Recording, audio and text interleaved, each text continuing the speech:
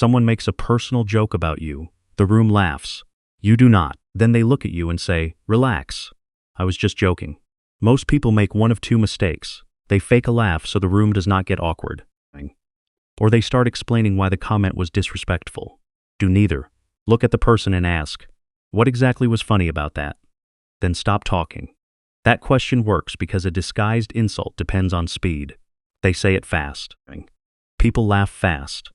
Then they hide behind the word joke before anyone examines what they actually meant. Your job is not to outjoke them. Your job is to slow the moment down and make them own the meaning. The first move is simple. Do not reward it.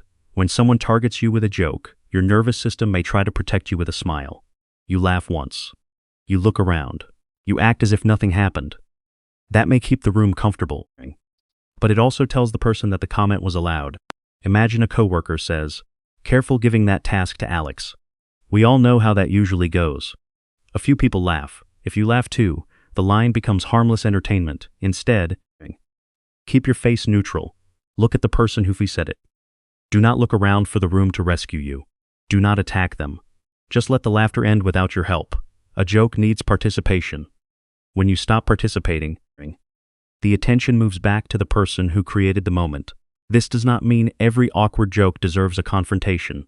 Sometimes someone speaks badly, notices it, and corrects themselves. Watch what happens next. Do they apologize? Do they change the subject? Or do they look at you and push harder? That tells you whether you are dealing with a mistake or a pattern. The second move is the question. What exactly was funny about that? Say it with normal volume. No sarcasm, no smile, no angry emphasis on the word funny. You are not performing outrage. You are asking them to explain the line they just delivered. Here is what usually happens. They say, "Come on, you know what I meant." You answer, "No, explain it." Or they say, "It was just a joke." You answer, "I heard you. What was the joke?" Now they have to choose. They can explain the meaning. They can admit the comment was personal. Or they can back away from it. All three outcomes give you more information than a fake laugh would have. At work, use a softer version when the power dynamic matters.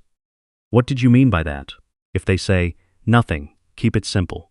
Then let's leave personal comments out of it. With a friend, you can be more direct. "You made me the punchline." What was funny about it? The goal is not to make the whole room turn against them. The goal is to stop the automatic escape route. The third move is to hold the question. This is where most people lose control. The person says, "You are too sensitive." Everyone else laughed. You cannot take a joke. Now the conversation is no longer about what they said. It is about whether you are allowed to react. Do not defend your personality. Do not say, "I am not sensitive." Do not list every other joke you have ever laughed at. Return to the point. "I asked what was funny." Or, "You still have not explained the joke."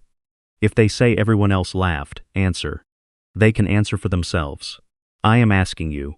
Do not ask the room to vote on whether you should be uncomfortable. The room may laugh because they are surprised, nervous, or relieved that they were not the target. Their reaction does not decide what you accept. If they accuse you of creating drama, say, "I asked one question. You are avoiding it." Then stop. Do not add 3 more sentences. The power of the question comes from making them carry the next part of the conversation. If you keep talking, you take that weight back. There is also a calmer option when you do not want a public exchange. Look at them and say, "Do not make personal jokes about me again." Then return to the conversation you were already having. That is enough. You do not need a courtroom. You need a clear change in behavior. The fourth move is for repeated targeting. Stop being the punchline. One bad joke can be repaired. A pattern needs a consequence. If the same person keeps using you for attention, say, "Do not use me as the punchline again." At work, keep the jokes away from personal remarks. With a friend, if the joke needs me to look small, leave me out of it. With family, you can joke with me. Do not joke at my expense. With a partner, I am not staying in conversations where I am the joke. Then watch what they do.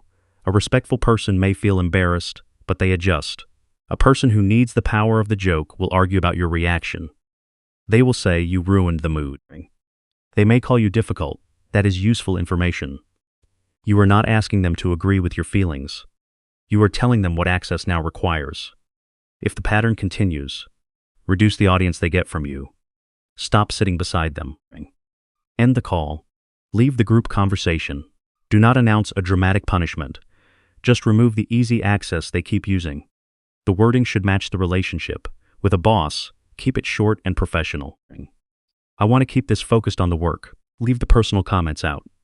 With a close friend, say, I know you like joking. I do not like being the target every time. With family, say, you may think it is harmless. I am asking you to stop. You do not need the perfect line. You need a line you can repeat and an action that follows it. Here is what the full exchange can sound like. Someone says, you should let someone else handle that. We have all seen what happens when you try. People laugh. You stay neutral and ask, what exactly was funny about that? They say, relax. It was just a joke. You answer, I heard you. Explain the joke. They say, wow. You are really sensitive. You answer, you still have not explained it. If they correct themselves, you can move on. If they keep pushing, say, do not use me as the punchline again. Then turn back to the actual conversation. No speech, no insult in return, no desperate explanation. That is quiet confidence. You do not need to prove that the comment hurt. You do not need to prove that you can take a joke. You only need to decide whether the joke was mutual or whether you were being used for status. A mutual joke leaves both people included. A disguised insult gives one person status and leaves the other person paying for it. The next time someone hides an insult behind humor, do not laugh automatically. Ask one question. What exactly was funny about that? Then let them answer for what they said.